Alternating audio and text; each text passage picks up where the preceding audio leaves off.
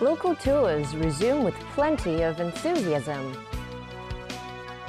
Welfare chief says no plans to shelve fare concessions for elderly passengers.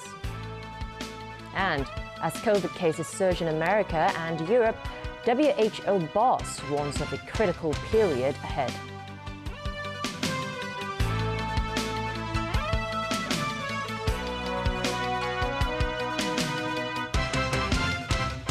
Hello and thanks for joining us here on TVB News. Local travel agencies are reporting brisk trade this holiday weekend, a day after tour groups were exempted from the public gathering restrictions. More than 100 local tours are set to go out and explore the city in the coming days. Many hope the government will reopen more outdoor leisure facilities, but an infectious disease expert says the timing is not right yet. Dong Yao-Nie reports. The gathering limit for each local tour group has been raised to 30 people. These, combined with the Double Nine Festival holiday, has driven many people to participate in group tours this long weekend. On this local tour to the Nine Lian Garden in Diamond Hill, tourists are constantly reminded to spread apart. Temperature checks, separate seats and mask wearing all the time.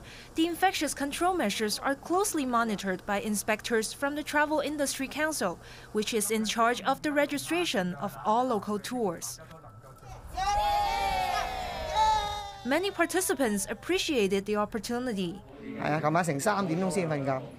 This lady said she didn't fall asleep until 3 a.m. last night, as she was so excited to go on a tour again after a whole year. Groups are allowed to arrange meals, but participants need to comply with the limit for restaurants, with no more than 4 people per table. The Travel Industry Council said it has registered more than 100 local tours from some 60 travel agents citywide. It expected some small agents can resume up to 1/5 of their business from the arrangement. Right now, I guess it's just a few of those groups managed to departure in the coming few days. So we expect more will be coming in next week. All registered travel agents must sign and strictly follow an anti-epidemic undertaking.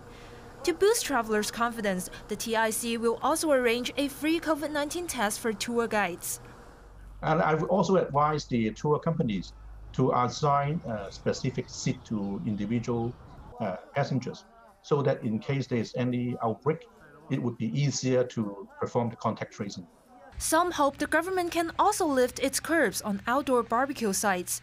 But David Hui is against the suggestion. We still encounter cases of unknown source. The situation is getting more stable, but it is not under control. He said beaches should also remain off limits at this moment. Dong Yao-Nie, TVB News. Meanwhile, others eager to travel again got to fly today. They boarded a special Hong Kong Airlines flight, which flew near the city for about 1.5 hours. Dubbed the Flycation experience, the flight is the first to fly from Hong Kong to Hong Kong. Around 100 passengers spent up to $400 for the journey. Still, they had to go through immigration before departure and have their temperatures checked. The plane took off at around 4:30 this afternoon and flew over the South China Sea before returning to the airport.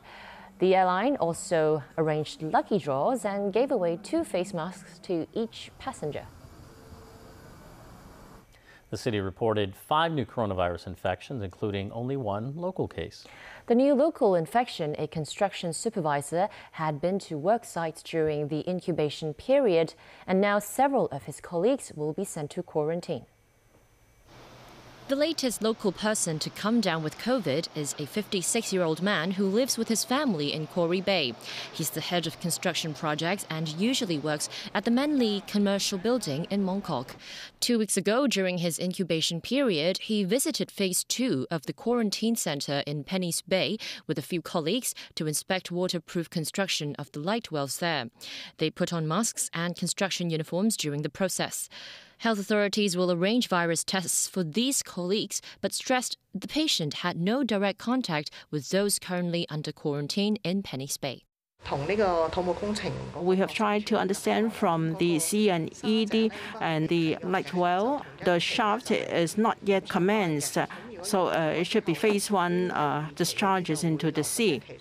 The patient also went to Dynasty Heights on Beacon Hill for work later on. Specimen bottles will be distributed to the residential site. While the office in Mongkok is shut for 2 weeks, around 10 of his colleagues have been sent to quarantine. Meanwhile, authorities also highlighted a case with an unknown source of infection among those who tested preliminary positive today. With a high viral load, authorities say the 42-year-old clerk who works in Sheungwan will likely be confirmed with the virus tomorrow. The imported cases reported today are returnees from France, Pakistan and the UK, as well as an Indonesian domestic helper.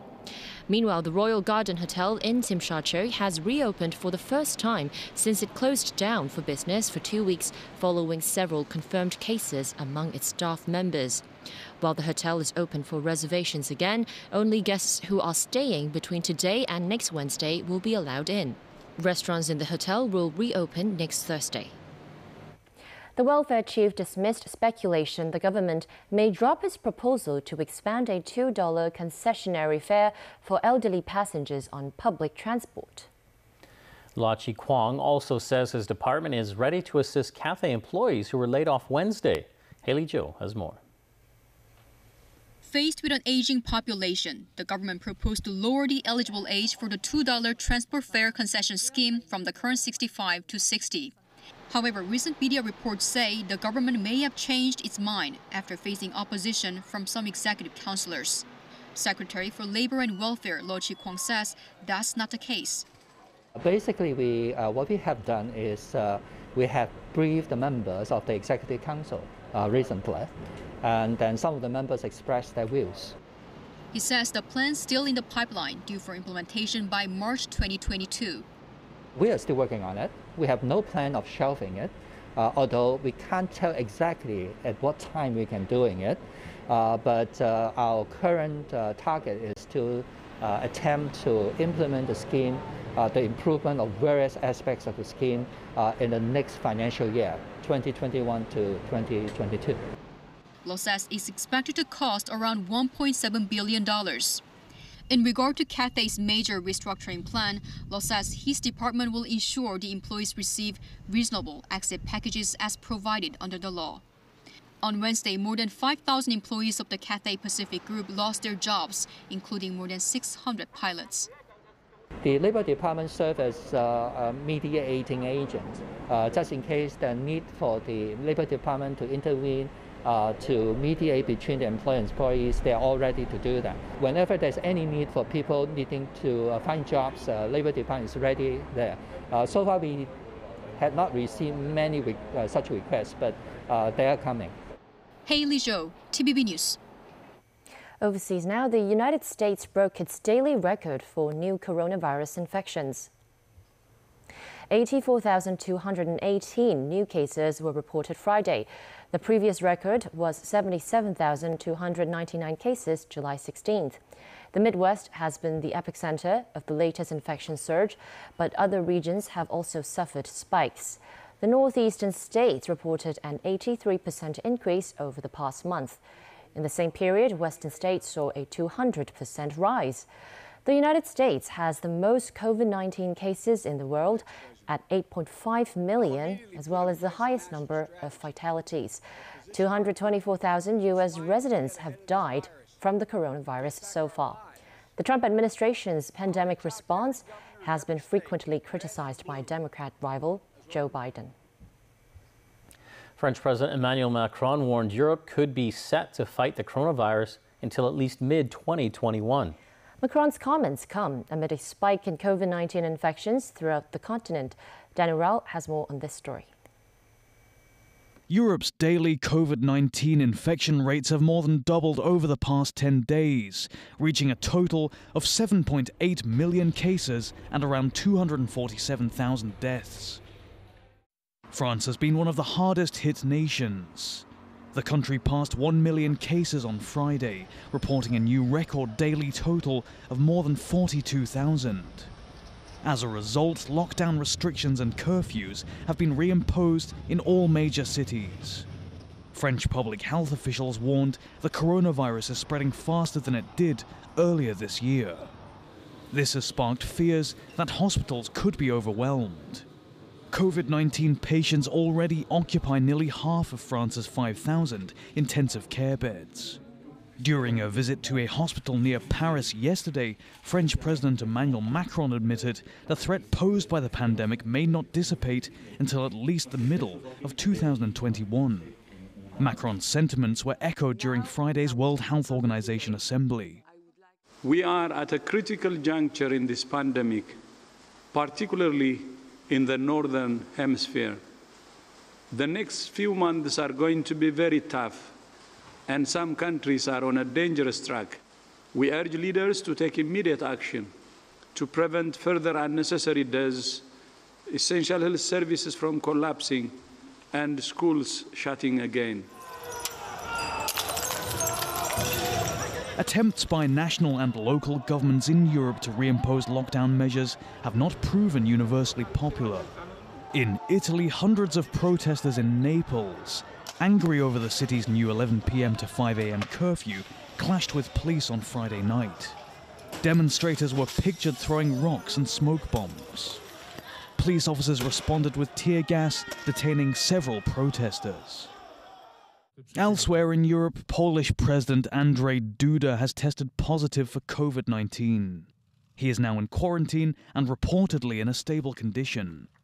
Duda's diagnosis came as Poland hit a daily record of 13,632 new coronavirus infections on Friday. Daniel Rell, TVB News. With less than 10 days to go before Americans vote, U.S. President Donald Trump hit the campaign trail in the swing state of Florida. He mocked his rival Joe Biden's debate performance and downplayed the pandemic. Meanwhile, Biden said if elected, he would make vaccines free for all Americans. We have this guy that can't even speak, and he goes, "We're entering a dark winter." So inspirational. But he's trying to scare people, basically. He's trying to get something because he's been such a failure at every level of government that this is something. But what they don't remember is the swine flu and how bad it was. But I bring that up whenever I can. But we're not entering a dark winter. We're entering the final turn and approaching the light at the end of the tunnel. That's the way I look at it. It will still be many months before any vaccine is widely available. And we need a president who will take responsibility for making sure it gets to every single person in this country in a way that's equitable and accountable. We need a president who, in the meantime, is doing his job to protect the American people. Once we have a safe and effective vaccine, it has to be free to everyone, whether or not you're insured. Let me say that again. The vaccine must be free and freely available to everyone. Holding rallies in his adopted home of Florida and will vote there Saturday before holding rallies in 3 swing states. Biden will travel to the battleground state of Pennsylvania for 2 events. More than 53 million Americans have cast early ballots at a record-setting pace before the November 3rd election. Still ahead on the program, dramatic car chase in West Kowloon leaves several injured. Sudan becomes latest Arab country to recognize Israel.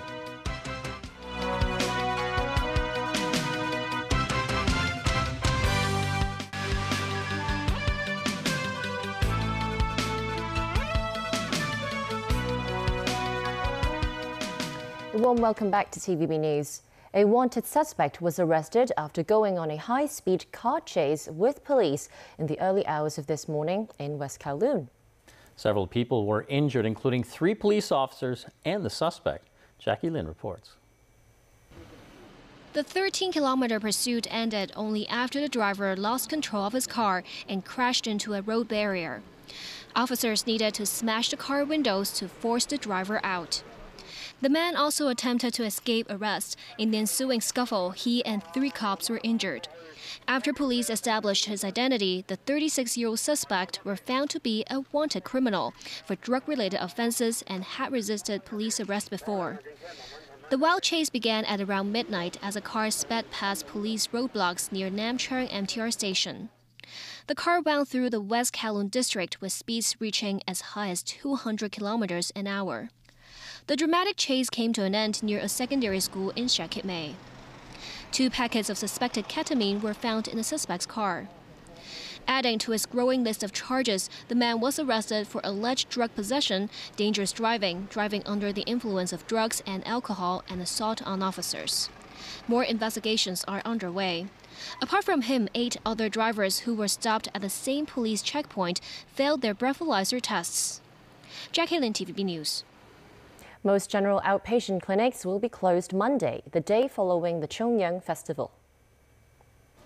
Only 13 will provide services. They include Tunmun Clinic and the Yaomate Jockey Club General Outpatient Clinic. The hospital authority reminds the public to make advance bookings by telephone or through the HA Go app.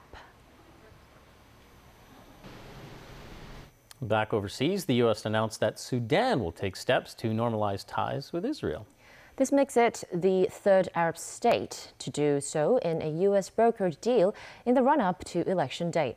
Palestine has called it a stab in the back. Leslie Tang has more.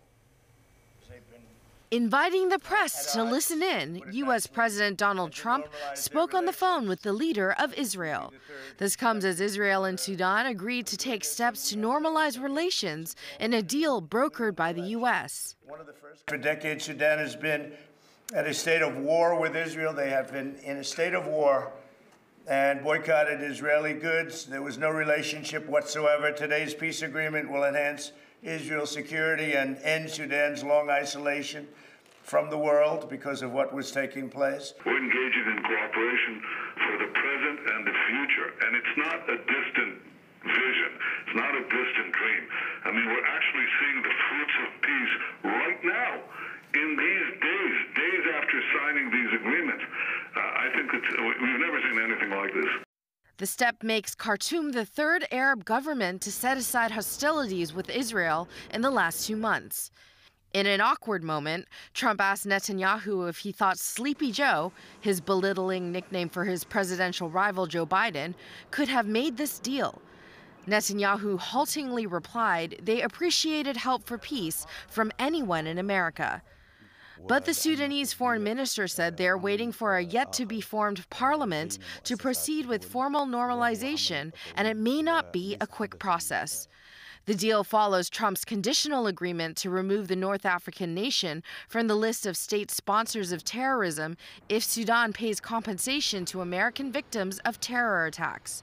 Meanwhile, Palestinians called the pact a new stab in the back, as more of their Arab brethren appear to give their desire for statehood a lower priority. Leslie Tang, TVB News. The U.S. National Security Advisor says the U.S. Coast Guard will start basing some of its vessels in the Western Pacific for maritime security missions.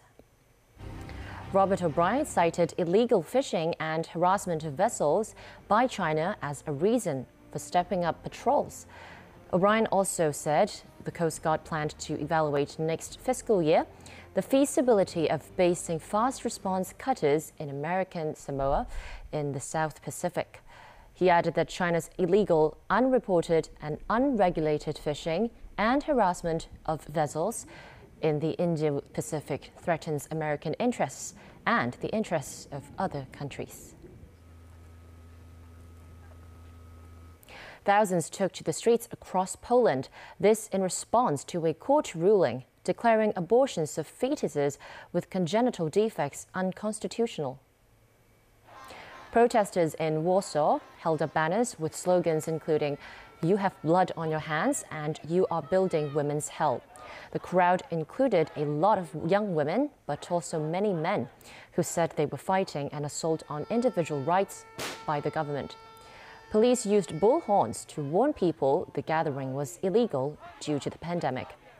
The ruling that sparked the protests effectively reinforced one of Europe's strictest abortion laws. The only legal grounds remaining for an abortion in Poland will now be danger to a woman's health or life or pregnancy resulting from rape or incest. That's the news. Thanks for watching. Bye for now.